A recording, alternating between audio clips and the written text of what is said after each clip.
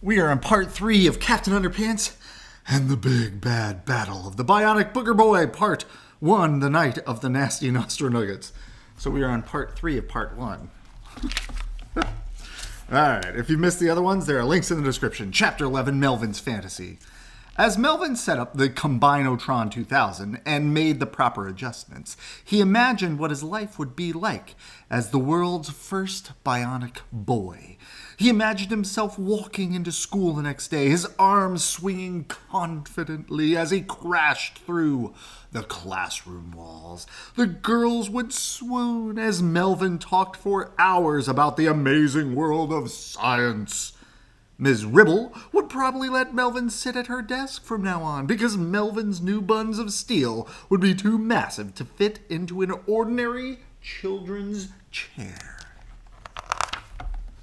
Maybe Mr. Krupp would invite the governor to visit the school so he could show off his smartest and most powerful student. If so, the governor would probably declare a new holiday, National Melvin Snedley Day, a day when kids all over the world would get extra homework and pop quizzes to honor the glorious name of Melvin. Superstar! More homework, even more homework, test, quiz, book report. But the best part of all would be George and Harold's reaction. They would be so terrified by Melvin's incredible size and strength, they dropped to their knees and begged for mercy, and Melvin would spare them only if they agreed to be his slave for all eternity. They'd have to carry his books, sharpen his pencils, and be his personal footstools during each class. Life is gonna roll, said Melvin. Chapter 12, The Night of the Nasty Nostril Nuggets. Melvin turned on the Combinotron 2000. A high-pitched tone pierced the air, getting higher and higher in frequency as the machine charged to full power. "Oops," said Melvin as he quickly turned the dramatic effects setting to off so he wouldn't disturb his parents. Silently, the machine continued to charge as Melvin entered calculations to account for his clothes and glasses. When the laser extractor had finally warmed up, Melvin stepped in front of the Combinotron 2000, standing perfectly still beside his new robot. Suddenly, 2 streaks of red glowing light flashed onto Melvin and the robot as the Combinotron 2000 began assimilating information on the 2 elements it was about to combine. Finally, a computerized voice started the countdown. "Combining 2 elements in 5 seconds. Melvin stood perfectly still. "Combining 2 elements in 4 seconds. Melvin's nose began to twitch. "Combining 2 elements in 3 seconds. Suddenly, Melvin felt an uncontrollable urge. He cupped his hand over his mouth and nose as his eyes squeezed closed involuntarily. Combining 2 elements in 2 seconds. Melvin looked down into his hands, which were now glistening with mucus and crusty chunks of semi-dry booglets. Instantly, the Combinotron 2000 began to recalculate the elements in its laser sights, combining 3 elements in 1 second. 3 elements? Melvin screamed in horror. "Oh, what's the 3rd element?" Quickly, Melvin's eyes darted around the room, searching for any new element that might have accidentally made its way into the sights of the laser extractor. "What's the 3rd element?" he screamed again. Then he looked down into his crusty, dripping, phlegm-filled hands. "Uh-oh," said Melvin as a blinding burst of white light enveloped him. Bzzzt. Chapter 13, The Next Day. The next day, Melvin didn't show up for school on time. Nobody really seemed to notice, though, because all the children were excited about show and tell. Almost everyone had brought in really lame stuff like books or awards, but George and Harold had something that was totally cool. "Everybody remembers Sulu from yesterday, right?" said George. "Well, we took him home to live with us in our treehouse. And we taught him the greatest trick," said Harold. The two boys carried Sulu over to the classroom window and opened it up. Harold pulled a large watermelon out of his book bag and showed it to Sulu. Okay, Sulu," said George. "Show everybody your new trick." In one swift motion, Sulu placed his mouth onto the watermelon and shoved the entire thing into his left cheek. The fourth graders were stunned. No, said Harold. That's not the trick. The trick is what happens next." Sulu looked out the window and eyed a dead tree at the far end of the empty playground. Sulu began to chew up the watermelon, then puckered his tiny hamster lips and spit.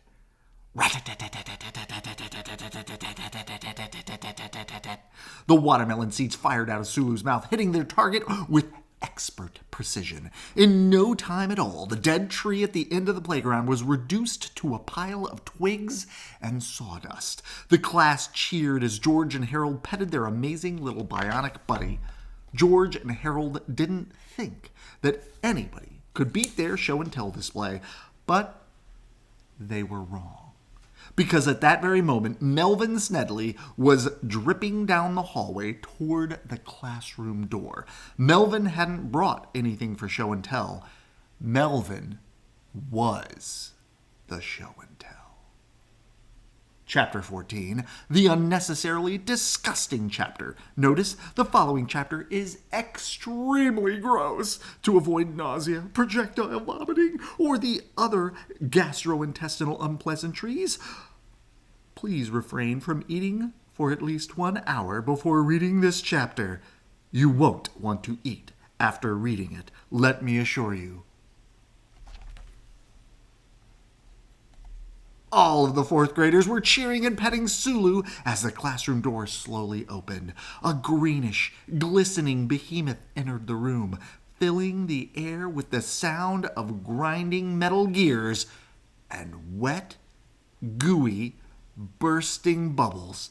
Some of the girls screamed. Some of the boys did too. "You guys are so immature," said the horrible beast. At once, the children recognized the terrifying creature that stood before them. "Melvin?" they cried. Yes, it's me," gurgled the wet, jiggling monster angrily. His eyes and nose were dripping with warm, greenish, custard-like mucus. His robotic arms were caked with massive globs of crispy, shimmering snot, and as he turned to close the classroom door behind him, part of his hand came off on the doorknob. It oozed slowly down the door, leaving behind a chunky trail of moist excretions. Melvin squished and sloshed as he jiggled over to his chair. Each gooey footstep coated the floor with a foamy trail of slime, and everything he touched became wet and encrusted with warm, bubbly, slurpy, syrupy phlegm. When Melvin sat down, generous helpings of greenish, pudding-like goo slowly dribbled down the chair, collecting into creamy, gelatinous puddles beneath him. The puddles themselves were slightly transparent and speckled with thick, shimmering nose hairs and dark red chunks of coagulated blood, which... All right already, yelled George to the narrator. "Enough with the descriptions. You're making us all sick." "Thank you, George," said Ms. Ribble. "Now, Melvin, why don't you tell us all what happened to you?" "Well," said Melvin, "I tried to combine myself with a bionic robot last night, and I accidentally sneezed at the last second." "So you got combined with a robot and boogers?" asked George. "Yeah," said Melvin. "But don't worry, I'm building a separate Tron Separatron 1000, which will reverse the effects and turn me back into a boy again. It'll just take 6 months to finish. 6 months? Said Harold. But hey, cellular separation is a highly complex procedure, said Melvin. It's not like building a robot. It takes time. You should try taking the batteries out of that combino thingy and putting them in backwards, suggested George. That might reverse the effects. Melvin rolled his thick, bubbling, crust-covered infrared eyeballs. That's the dumbest thing I've ever heard, he gurgled. Chapter 15, The New Melvin. You might think that turning into a Bionic Booger Boy was the worst thing that could ever happen to a kid. But it wasn't all bad. Believe it or not, there were actually a positive side to being a lumbering, loogie lad. For instance, Melvin now won every football game he played because no one wanted to tackle him. And when he served a volleyball, nobody on the other team would dare to hit the ball back. Besides being the school's new sports star, there were other perks too.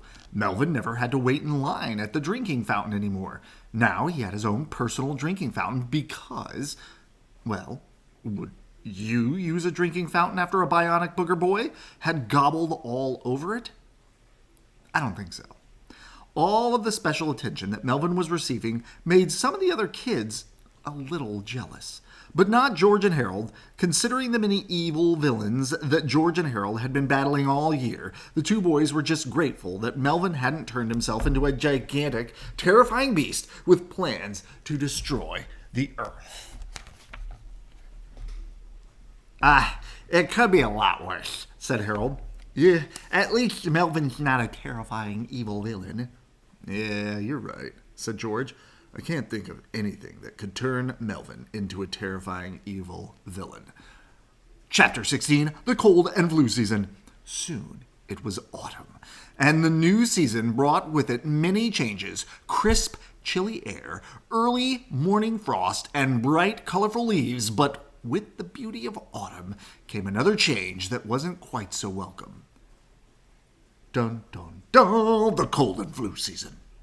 All through Jerome Horwitz Elementary School, people were getting sick. The hallways were filled with runny noses, sneezing mouths, and aching bodies. Sniff, sniff.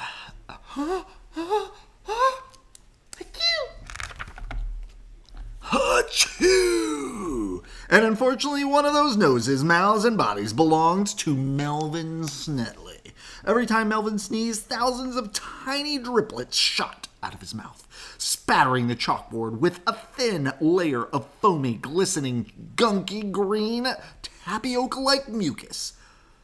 Don't forget to cover your mouth, Melvin, dear, said Ms. Ribble. Oh, sorry, said Melvin. Sorry. He put his hands over his mouth and sneezed again.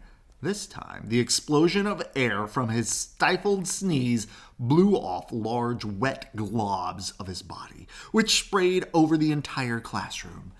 It was as if somebody set off a giant firecracker inside a bucket of green paint. The warm, smelly goo smacked into people's hair, splattered onto their clothes, and seemed to drench every square inch of the room. Yeah. On second thought, Melvin, said Ms. Ribble, don't cover your mouth next time. Now, who wants a cookie? Let's see. Yeah, we'll read the next one. Chapter 17, The Field Trip. The next day, for some strange reason, Ms. Ribble was out sick with a cold. Mr. Krupp was filling in as the substitute teacher, and as usual, he was very angry. What the heck is going on in this room? He yelled. What's with all the raincoats and umbrellas? Then Melvin sneezed. A few moments later, Mr. Krupp returned to the classroom with fresh clothes, a raincoat, and an umbrella. All right, everybody, he shouted. Today is field trip day. Ms. Enthrop and I are taking you all to Snotty Bro's tissue factory to see how blow rags are made. The word tissue made Melvin jump. No, He cried in a panic. me no like tissues. An eerie silence fell over the classroom. Everybody looked at Melvin in shock. Did Melvin just say me no like tissues? Asked Harold. Yeah, said George. I've never heard him misuse an objective pronoun before. Who does he think he is? Frankenstein? Chapter 18, Things Get Bad, and we will read that in the next part. Bum, bum, bum! All right. Good night. I love you.